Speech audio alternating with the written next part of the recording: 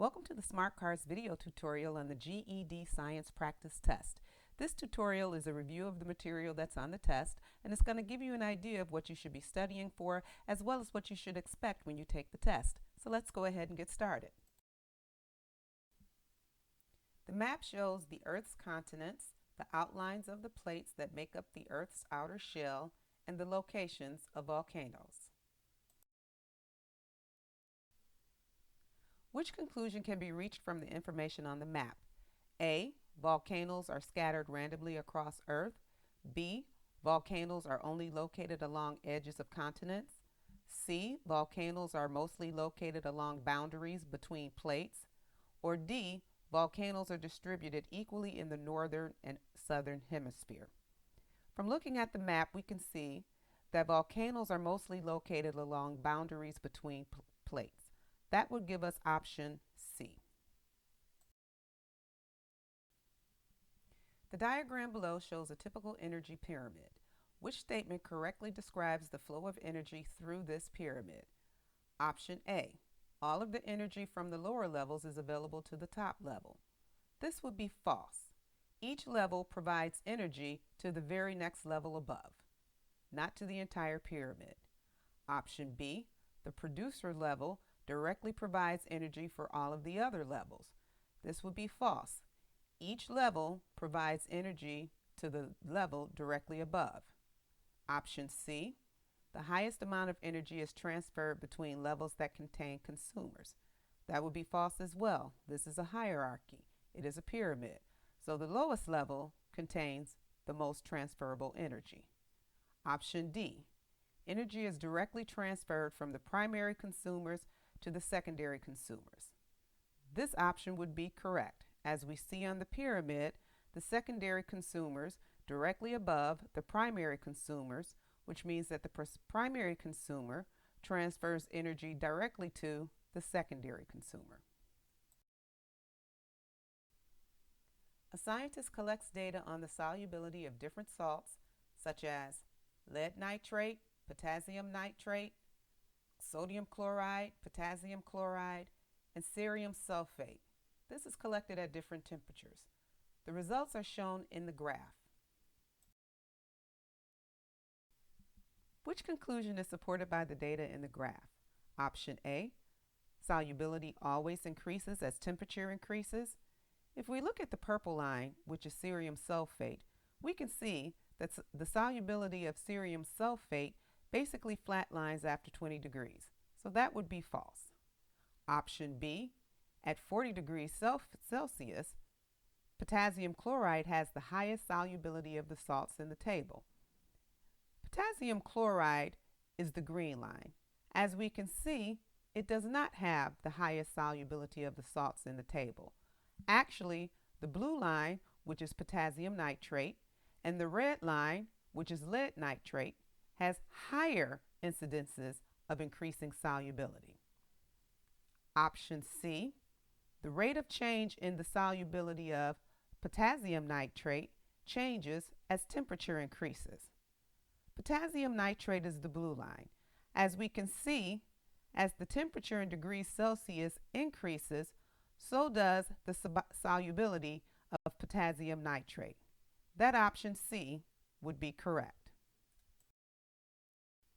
Deforestation or clearing away trees is occurring in tropical rainforests. Explain how deforestation could disrupt the life cycle of Ophiocordyceps unilateralis in tropical rainforests. Include multiple pieces of evidence from the text to support your answer. Type your response in the box. This task may require approximately 10 minutes to complete. I have provided an easy template for writing an essay. It's going to be approximately 5 paragraphs. You're going to have an introduction paragraph, you're going to have a concluding paragraph, and you're going to have 3 to 5 paragraphs in the body.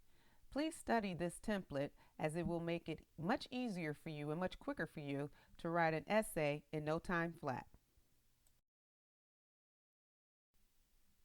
Some researchers are studying parasitic fungi for use as insecticides due to their natural ability to penetrate and destroy insect tissues. Other researchers argued that there are few potential uses for the fungi as insecticides with multiple targets. Which fact from the passage supports the argument that parasitic fungi offer, at best, severely limited potential as insecticides that target many kinds of insects?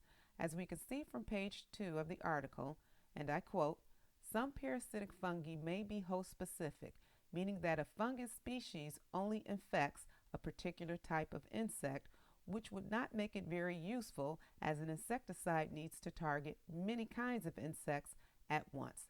This would give us answer option C. Newton's second law of motion states that the acceleration of an object is dependent on the object's mass and the amount of force applied to the object.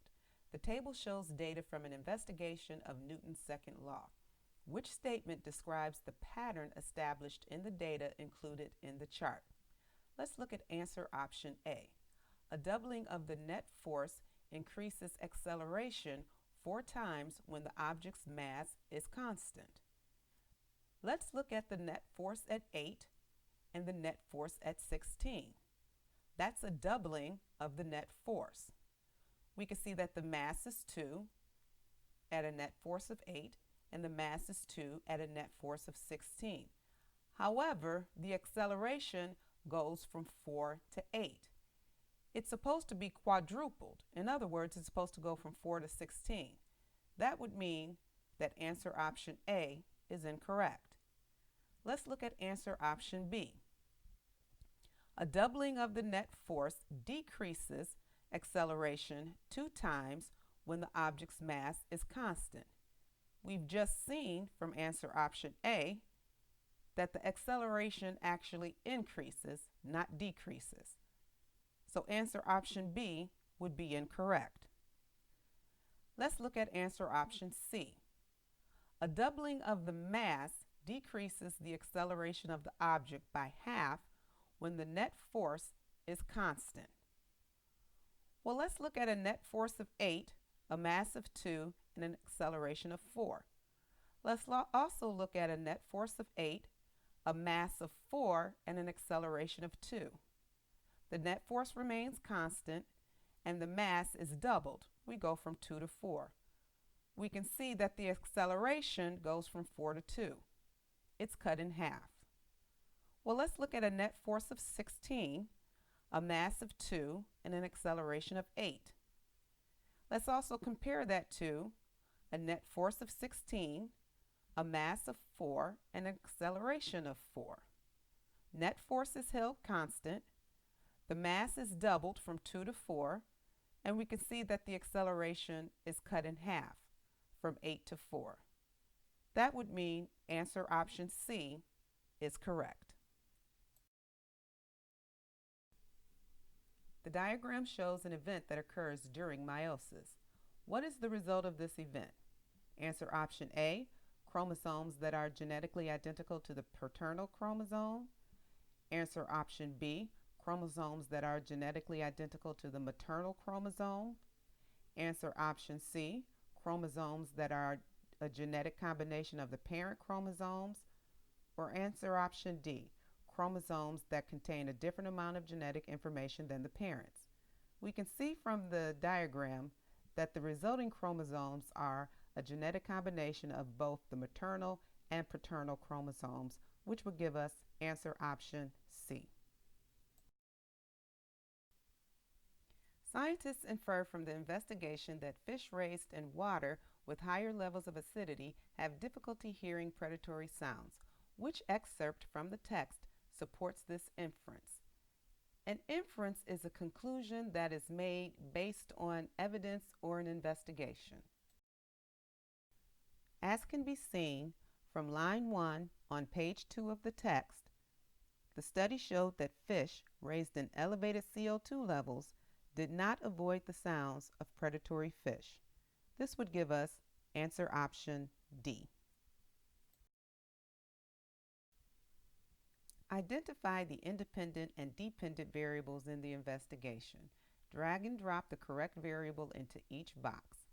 The independent variable is the variable that the investigator controls. The investigator can change, the investigator can manipulate the independent variable. The dependent variable is the variable that the investigator is observing, the one that cannot be changed by the investigator. The independent variable and the dependent variable are the variables that are under investigation in the study. The independent variable is the CO2 pressure. The dependent variable is the position of the fish. Researchers collected data to determine volumetric bone density for 4 samples. The data are recorded in the table below.